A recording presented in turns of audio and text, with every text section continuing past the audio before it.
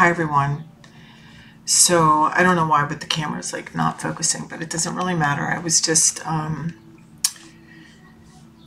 moved to share some hope. I was just taking a nap and because I have to work tonight, and I was like jolted awake and told to make this video. And it is a video that I have been putting off making for years because I haven't really known how to express what I want to say without been very concerned about how other people are going to receive it, meaning I don't want to hurt anybody's feelings. But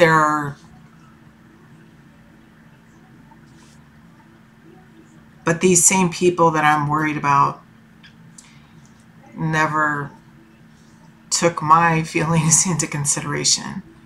And I'm not saying that I should, I have a right to retaliate, because that's not what I'm doing. Part of the reason why I feel like I'm meant to share my story is because, I always share with you guys how I've experienced a lot in my life. And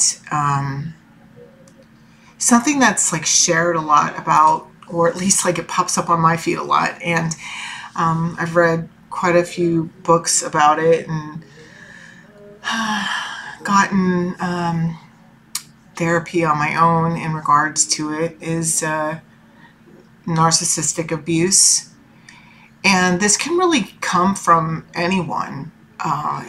People experience it, they grow up with narcissistic parents or narcissistic siblings, or this person could be your boss, this person could be your lover. And what I've noticed in my life is, I've been around these types of energies all my life. It's almost like I've been like this magnet to them. And it's part of what has been so difficult in me releasing my past, is the guilt. Like there's this whole it's like this hush society. That's the words, thank you Spirit, that I was just given. It's like there's a hush society, like you dare not talk about it for the repercussions from whoever it is that has been like inflicting this abuse on you. We kind of like end up participating it. I know in it as well. Like I know that through my cycle of healing, part of the healing for me was to recognize my own characteristics. It's not so much that, I had all of the characteristics, but I've definitely been this overbearing and person, kind of like dominating masculinity type female in relationships, right? And it's something that I was really disgusted in once I became aware of it, right? And so that was part of it. Like I had to heal it within me first, and part of healing it, because I was also was part of healing it was recognizing it within me, but also like my part, because my part wasn't just being dominant with others. It was like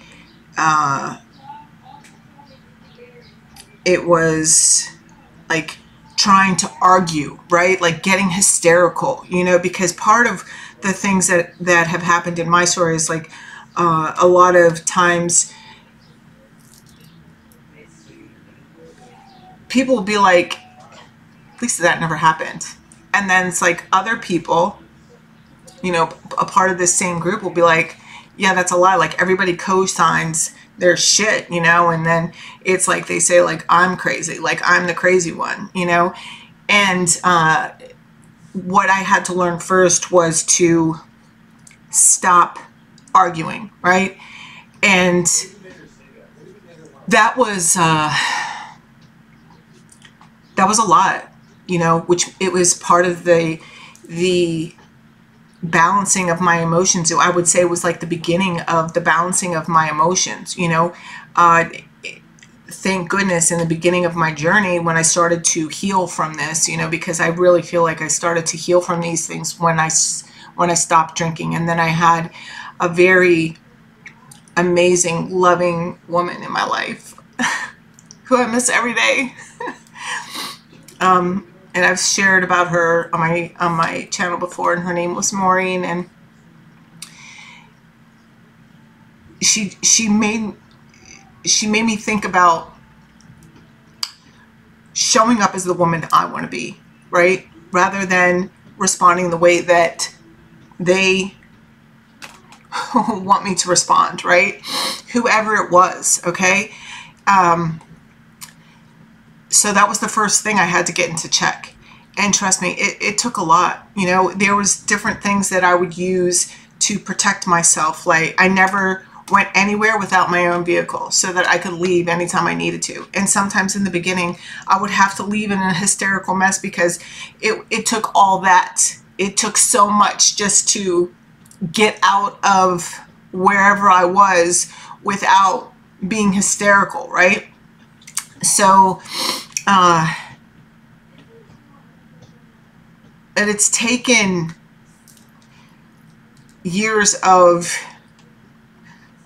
putting my focus on healing that, and not so much just like from this like victim standpoint, but in a way of where I want to gain control over my life, to have confidence, to know that I am capable of making decisions. And part of, like, you know, the remnants of having these different kinds of relationships throughout my lifetime, you know, I felt small. You know, my life has been very much about finding my voice. A lot of my challenges have been about overcoming my fear of just being who I am. You know, I'm incredibly empathic. So, like, I can feel, and I'm very intuitive, and I just know. I know things, and I needed to learn how to protect myself, protect my energy, right? And that's taken me years, you know. It's taken me years to truly understand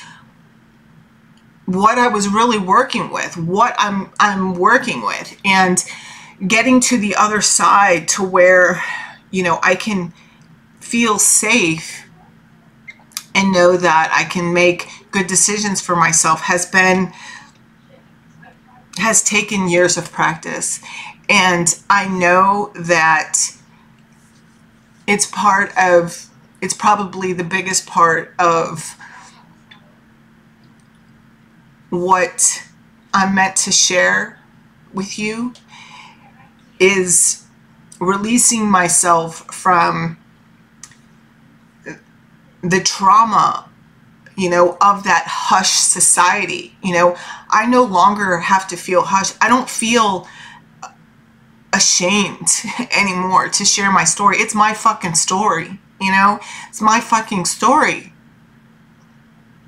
And I also feel I don't feel it necessary that I have to, like, you know, say this person did this on this time, you know, like lay out the gory details. No, I'm here to share my experience. I'm here to prove that you can overcome these relationships, okay? These cycles of abuse, you can end them, all right?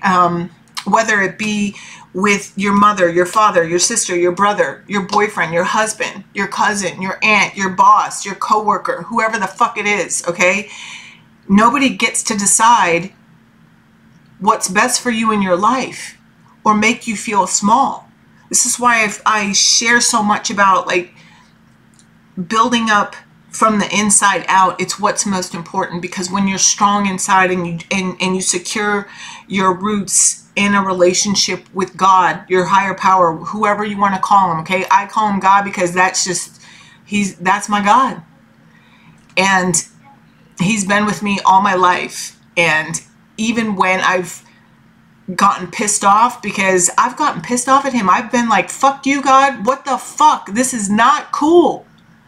And, you know, he laughs at me a lot, you know, and a lot of times that pisses me off a lot more, you know, because he has a very sick sense of humor, at least my God does.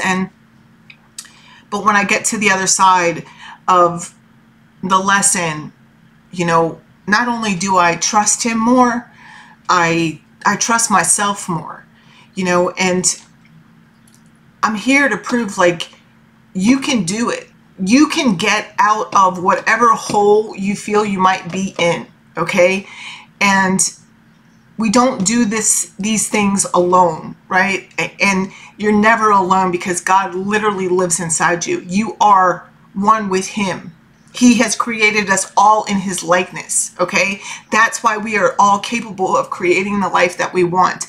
Yes, I do feel like in order for me to become more confident in my voice, I was given a life of where I needed to find it, right? So this flexible card is up here. Look, flexible into your new life. Yeah, see, look at this. Look at this. And Treasure Island was that third card, okay? Because we're no longer like going round and round, okay? There's a period of healing, all right? But our fresh starts are here, okay? We all know this. We feel it deep inside. That number's a number 7, which is, you know, a very divine number.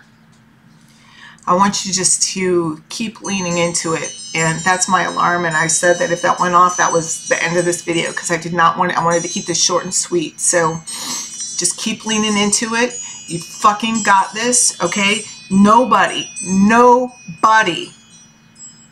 better than you what's best for you. And even if you have to fake, like there's this saying, sometimes you have to play the fool to fool the fool who thinks they're fooling you. Fucking get it, okay? I love you guys. Hang in there tough. And yeah, I'll see you soon. Bye.